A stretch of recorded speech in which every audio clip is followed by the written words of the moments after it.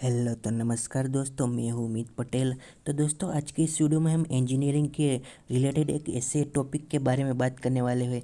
जो लोग फ्रेशर्स होते हैं, मतलब कि जो फर्स्ट ईयर में एडमिशन लेते हैं, तब जाके आपको यहाँ पर गेट नाम की चीज़ें जानने को मिलती है। और इंजीनियरिंग में इलेक्ट्रिकल इंस्ट्रूमेंटेशन और इलेक्ट्रॉनिक्स इंजीनियरिंग में ये सबसे ज़्यादा यहाँ पर ये गेट होता है, वो सबसे ज़्यादा समझने में दिक्कत होती है। लेकिन दोस्तों, मैं आज की इस वीडियो में मैं आपको यहाँ पर बहुत ही ईजी तरीके से प्रैक्टिकली इसको मैं लाइव यहाँ पर सिमुलेट करके गेट के बारे में बताने वाला हूँ कि एक्चुअली में ये गेट्स कैसे वर्क कर सकते हैं।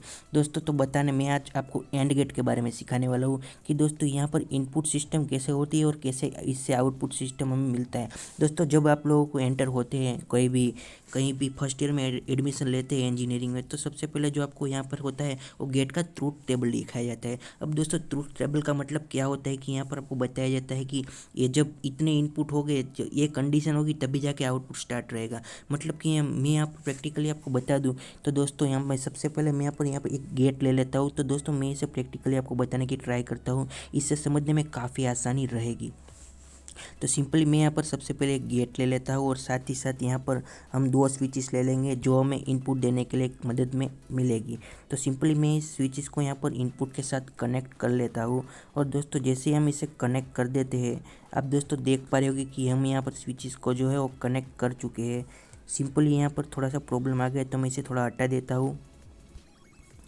तो ये स्विच को हम कनेक्ट कर लेते हैं यहाँ पर इनपुट के साथ। यहाँ पर दो स्विच हमने कनेक्ट कर लिए। अब दोस्तों, हम यहाँ पर एक और एलिमेंट लेंगे जो कि हमें आउटपुट दिखाने में मदद करेगा। सिंपली हम यहाँ पर एक कोई भी सा एक बल्ब ले लेंगे। मतलब कि मान लीजिए हमारे पास कोई एक बल्ब है, तो हम उसे आउटपुट में लगाने वाले हैं। तो यहाँ पर आउटपुट में मैं एक बल्ब ले लेता हूँ और इस बल्ब को मैं यहाँ पर जॉइंट कर देता हूँ। सिंपली यहाँ पर मैं इसको कनेक्ट कर देता हूँ आउटपुट के साथ। अब दोस्तों, यहाँ पर हमारा एंड गेट है वो पूरी तरह से समझने के लिए तैयार हो चुका है। तो सबसे पहले दोस्तों, मैं यहाँ पर एक चीज़ आपको बता देना चाहता हूँ कि दोस्तों, जब भी हम यहाँ पर एंड गेट लेते हैं, तो दोस्तों उसके अंदर कंडीशन क्या होती है कि जब भी हम कोई भी दो आउटपुट देते हैं, इनपुट देते हैं, सॉरी, तो टेबल में दिखाया जाता है कि जब हम दो बार 1 1 देते हैं तभी जाके आउटपुट आता है। इसका मतलब ये है कि जब हमारी कोई एक स्विच चालू होगी, तब यहाँ पर कोई आउटपुट हमें मिलने वाला नहीं है। मतलब कि ये फर्स्ट स्विच नंबर 1 है वो 1 है और स्विच नंबर 2 है वो 0 है। अब दोस्तों, दूसरी कंडीशन में क्या होता है कि जो स्विच नंबर 2 है उसको हम चालू करते हैं और स्विच नंबर 1 को बंद कर देते हैं, तो 0 और 1 हुआ, फिर भी आउटपुट स्टार्ट नहीं होगा। अब जब दोनों स्विचें भी बंद होगी तभी जाके कोई भी आउटपुट नहीं मिलेगा। अब जो सिंपल सा फंडा है वो ये है कि यहाँ पर आपको फर्जियत दो ही स्विचेस चालू करनी पड़ेगी। मतलब मैं यहाँ पर दो स्विच चालू कर देता हूँ। उसके बाद जाके आप यहाँ पर देख पा रहे हो कि हमारा बल्ब जो है वो चालू हो चुका है। लेकिन यहाँ पर जब दो स्विच चालू हुई, तब इसका मतलब ये है कि हमें अगर इस गेट से हमें आउटपुट लेना है, तो हमें दो पल्स या फिर दो इनपुट देने होंगे, तभी जाके आउटपुट में एक एलिमेंट है वो चालू हो जाएगा।